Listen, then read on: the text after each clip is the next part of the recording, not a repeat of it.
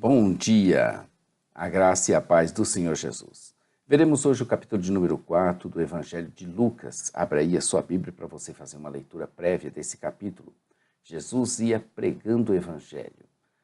Lucas é o terceiro livro do Novo Testamento. Embora a gente pregue que a autoria seja de Lucas, os 4 evangelhos foram escritos de forma anônima. Lucas era médico e provavelmente ele era de Antioquia. Ele escreveu esse livro para apresentar um relato fiel e organizado, visando estabelecer os fatos a respeito do ministério de Jesus e sua importância para a história da salvação, além de fornecer parâmetros para a igreja em sua preparação de arrependimento e perdão em nome de Jesus para todas as nações. Eu que estou falando com vocês, sou o pastor Daniel Deusdete, da Igreja Os Semeadores. Inscreva-se em nosso canal e clique no sininho para você fazer acompanhamento diário dos nossos vídeos. Todos os dias um vídeo novo. São 1189 capítulos, então teremos 1189 vídeos sobre essa temática. Estamos na preparação do Ministério Público de Jesus em continuação. Como já dissemos, veremos até o capítulo 4, no verso de número 13, que Lucas registrou acontecimentos importantíssimos antes do início do Ministério Público de Jesus. Ele salientou que os papéis de João e de Jesus estavam interligados, interconectados, e que Deus estava intervindo para trazer salvação ao seu povo. Uma breve síntese desse capítulo. Nesse capítulo, Jesus estava sendo tentado no deserto. Quem o conduziu até lá foi o Espírito Santo, e dele Jesus estava cheio. O diabo se lhe opôs e tinha esperança de apanhá-lo, mas nada conseguiu. Sua poderosa arma, uma espada afiada de 2 gumes, mostrou sua força e nos ensinou a vencer o diabo quando este vier nos atacar nos seus ardis. O uso da palavra de Deus é importantíssimo para nós derrotarmos o diabo. Se não fosse a poderosa arma que Jesus carregava, a salvação não teria alcançado os homens. Em primeiro lugar, não foi Jesus que foi ao deserto, mas foi o Espírito Santo quem o conduziu.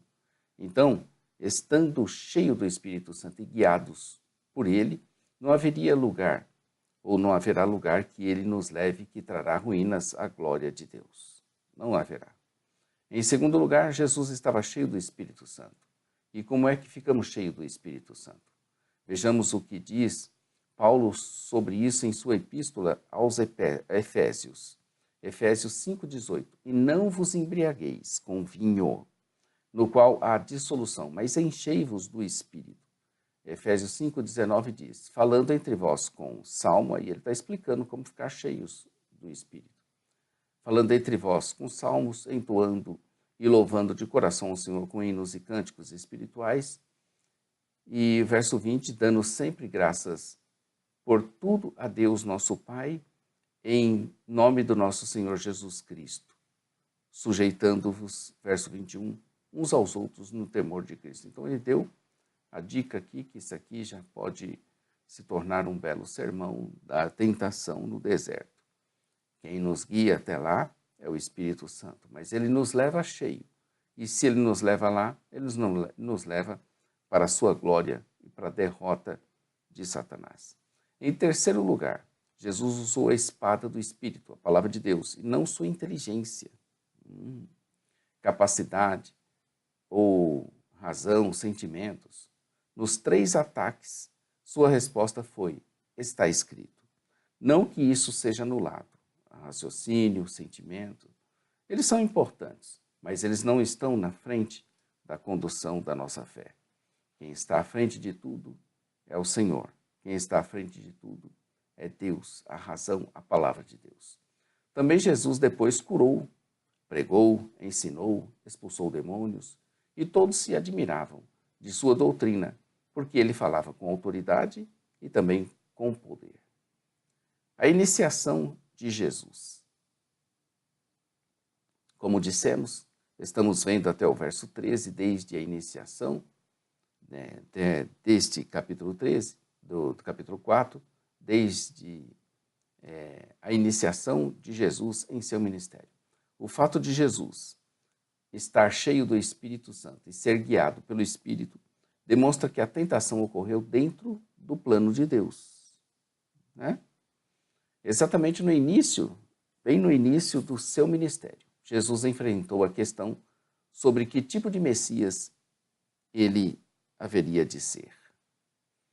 Assim ele passou 40 dias no deserto em jejum. Elias e Moisés, os mesmos que junto com ele apareceram no Monte da Transfiguração, também jejuaram por 40 dias seguidos. Depois dos 40 dias, está escrito, teve fome. Dos versos 3 ao 13, veremos Satanás procurando desviar Jesus da sua missão divina. Ao obter vitória sobre Satanás, Jesus desarmou o valente e conquistou os seus despojos. O relato de Lucas enfatiza o paralelo entre a experiência de Jesus na tentação e a experiência da antiga Israel no deserto. Jesus foi tentado por 40 dias no deserto, enquanto Israel perambulou por 40 anos. Todavia, a diferença no resultado final é crucial. Jesus foi obediente ao Pai, enquanto Israel não conseguiu passar pelo teste da obediência.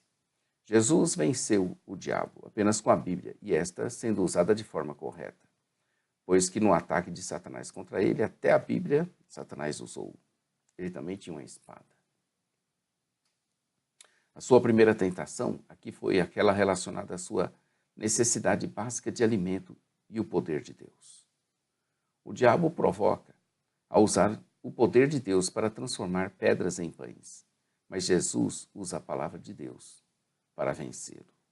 A segunda tentação, versos 5 ao 8, em que o diabo o leva a um alto monte e ali lhe mostra por um tempo todos os reinos do mundo, aparece por último, como terceira no relato de Mateus, e não sabemos a razão, parece inversão na ordem.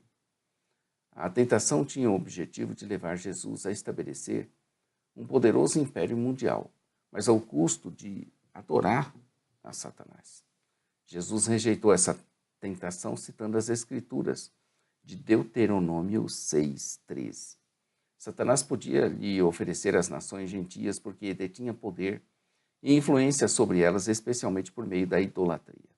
Contudo, uma das tarefas principais de Jesus era justamente quebrar esse poder e essa influência de Satanás sobre as nações. Também o diabo o levou ao pináculo do templo para desafiá-lo a realizar um grande sinal para todos verem. Pode ter sido no topo do muro que dava para o vale de Cedron, ou talvez na parte mais alta da estrutura do templo. De qualquer modo, aqui Jesus foi tentado a realizar um milagre público para demonstrar o seu poder. Porém, novamente, ele respondeu com uma citação das Escrituras, que está em Deuteronômio 6:16.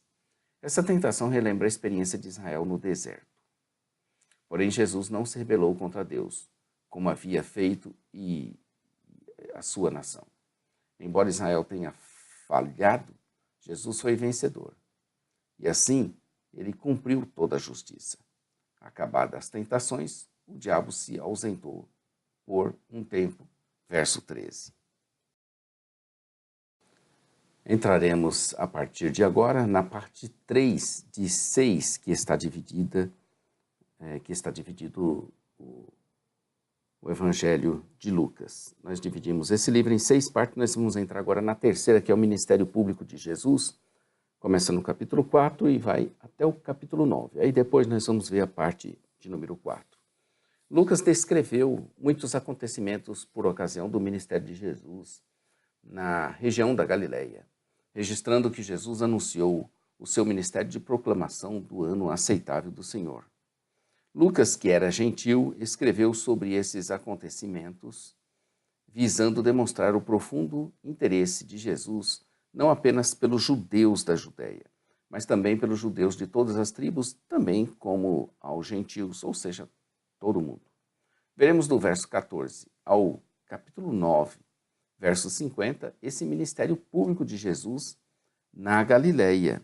Lucas relata que Jesus, depois de ter passado no teste do deserto, foi ministrar na Galileia, uma região conhecida por ser habitada por muitos gentios.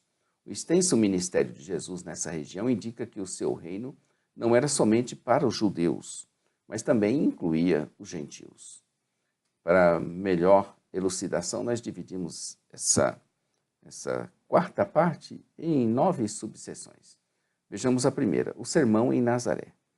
Do verso 14 ao 30, veremos o seu sermão em Nazaré. Dos 4 evangelhos, apenas Lucas registra esse acontecimento. O anúncio de Jesus dizendo ter vindo para evangelizar. Foi particularmente importante para Lucas, por causa do conteúdo deste evangelho. Evidentemente, Jesus não retornou imediatamente para Nazaré. Parece que sugerir que ele voltou para a Galileia depois da prisão de João. E João 3, 23 e 24 sugere que transcorreu algum tempo entre o batismo de Jesus e a prisão de João. Durante esse tempo, Jesus pôde ter ministrado na Judeia. Além disso, parece que ele visitou outras cidades na Galileia antes de retornar para Nazaré. Seu ministério foi extenso, o suficiente para que as notícias sobre ele se espalhassem pela região antes que ele voltasse para Nazaré.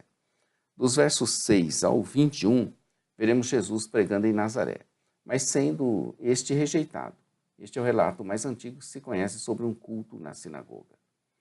É improvável que houvesse leituras prefixadas. Jesus ou o dirigente da sinagoga pode ter escolhido a passagem de Isaías 61, de 1 a 2 e 58, 6. Na sinagoga, por acaso, Na sinagoga era costume a assembleia se levantar para a leitura e sentar-se para ouvir o sermão. A passagem escolhida demonstra a grande preocupação de Jesus pelos pobres, pelos menos favorecidos. O Evangelho, ou as Boas Novas, que Jesus proclamou, foi citado. Foi citação também de Isaías 61, versos 1 e 2, uma passagem que profetiza o fim glorioso do exílio de Israel. Jesus declarou que ele era o começo do fim do exílio de Israel. Esse relato da rejeição em Nazaré, apresentado logo no início do ministério de Jesus, salienta certas características do seu ministério. São 4 partes. Vejamos. A atitude de deslumbramento das pessoas, combinando descrença persistente com rejeição. O seu ministério como cumprimento da Escritura. A sua preocupação com os pobres, os oprimidos, os menos favorecidos, os que são desprezados pela sociedade. E seu empenho extremo para incluir os gentios como povo de Deus, ou para que seja todo abrangente. Seção B, ensinamentos e milagres. A partir do verso 31 até o capítulo 6, veremos os ensinamentos e milagres de Jesus. Lucas registra certos acontecimentos milagrosos, intercalados com os ensinamentos que ele proferia. Todos os evangelhos seguem esse padrão, porque os ensinamentos e milagres de Jesus se apoiam e se explicam mutuamente. Como Messias, Jesus não apenas ensinou a verdade, mas também trouxe redenção ao seu povo, como ficou demonstrado em seus milagres.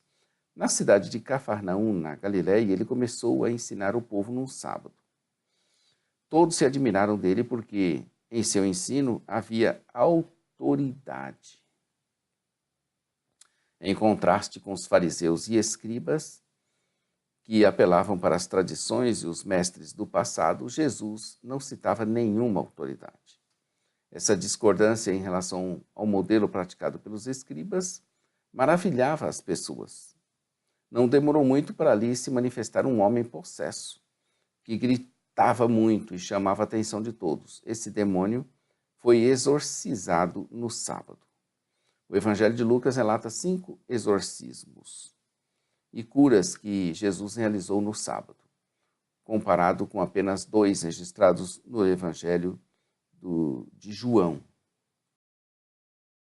Há poucos casos de possessão demoníaca, tanto no Antigo Testamento como no Novo, com exceção dos Evangelhos. Nas Escrituras, essas possessões são descritas como a oposição do mal para impedir a vinda do Filho de Deus. O demônio reconheceu Jesus como Santo de Deus, um termo que o que designa o relacionamento especial de Jesus com Deus e com o poder do Espírito Santo, João 6, verso 69. O Evangelho de Lucas esclarece que parte da missão de Jesus era derrotar esses poderes. Depois disso, desse breve diálogo entre o demônio e Jesus, Jesus o expulsa e todos se admiraram, se maravilharam, pois ele dava ordens com autoridade e com poder. Os demônios lhe obedeciam, saíam. Sua fama então cresceu até muito mesmo. Mateus e Marcos registram esse milagre da sogra de Simão, mas somente Lucas menciona a febre alta, possivelmente uma indicação do interesse de Lucas pela medicina. A repreensão da febre pode indicar que Jesus percebeu de algum modo a atuação de Satanás. Assim que foi curada, cobrou ânimo e passou a servi-los. O pessoal que estava ali não perdeu tempo e trouxeram a Jesus muitos doentes. E Jesus, pacientemente, impondo as suas mãos sobre cada um deles, trouxe-lhes cura e alívio. Também de muitas pessoas saíam espíritos imundos, gritando que Jesus era o Filho de Deus. Novamente, são os demônios que percebem que Jesus é o Filho de Deus. Talvez o povo visse Jesus apenas como mais um homem, mas as forças do mal o reconheciam como o Filho de Deus. Eles sabiam que ele era o Cristo, um termo grego que traduz a palavra hebraica Mashiach, que significa ungido, isto é, o separado por Deus para um serviço especial. Jesus não queria essa publicidade deles. Por isso os repreendia e advertia eles para ficarem em silêncio. Jesus era muito requisitado pela multidão sofredora. Ao romper do dia, Jesus tinha ido para um lugar solitário. Mas as multidões o procuravam, e quando chegavam até onde ele estava, insistiam que não as deixasse. Jesus então lhes explicava que era necessário ir. Essa frase indicava a compulsão divina de Jesus pela sua missão. O reino era mais importante. Era o mais importante, era o reino. Aqui no verso 43 encontramos a primeira menção que Lucas faz do reino de Deus, um dos assuntos mais frequentes de Jesus. O capítulo termina com Jesus continuando com suas pregações nas sinagogas da Judéia. O capítulo 4 começa com o verso 1. Jesus, cheio do Espírito Santo, voltou do Jordão e foi guiado pelo mesmo Espírito no deserto. Esse é o verso de número 1 do Evangelho de Lucas, do capítulo de número 4, que tem 44 versículos. E o verso 44 diz, Lucas 4, 44, e pregava nas sinagogas da Judéia. Que tal então apanhar as palavras de Jesus em Lucas 4, versos 43 e 44? Eu vou ler o 43 aqui. Ele, porém, lhes disse, é necessário que eu anuncie o evangelho do reino de Deus, também às outras cidades, pois para isso é que fui enviado. E pregava Jesus nas sinagogas da Judéia. Então, que tal apanharmos essas palavras, assumi-las como nossas, e de todos os crentes vivos hoje na face da terra? Então seria assim, é necessário que eu, pastor Daniel Deusdedit, aí você cita o seu nome, é necessário que eu, João, é necessário que eu, Maria, é necessário que eu, Joaquim, é necessário que eu, Paulo, etc. Então eu vou falar eu. É necessário que eu, pastor Daniel Deusdedit, pregue as boas novas do reino de Deus noutras cidades também, porque para isso eu fui enviado. E continuava o pastor Daniel Deusdedit pregando em todo lugar. E aí, você aceita esse desafio? Você viu aí como é que ficou interessante, né? É necessário que eu pregue as boas novas do reino de Deus noutras cidades também, porque para isso eu fui enviado. E continuava pregando em todo lugar. E continuarei pregando em todo lugar. Muito bacana, né? Então inscreva-se aí no nosso canal, clica no sininho para você fazer acompanhamento, vídeo diário, Parte escrita, jamaisdesista.com.br. Loja virtual, ossemeadores.com.br. Programa de rádio, todos os dias às 8h30, Momento Missionário. Então nos acompanhe, nos siga, dá o seu joinha, dá o seu ok, compartilha, divulga, faz seu comentário, espalhe aí as boas novas. Se você estiver gostando, estiver sendo útil para o ensino. Amanhã estaremos vendo aqui Lucas 5. Jesus se alegrando tanto com a salvação de um pecador. Não perca, vai ser muito bom. Então fique com Deus, como dissemos sempre, hein? Maranata. Ora, ora, vem, Senhor Jesus. Deus te abençoe.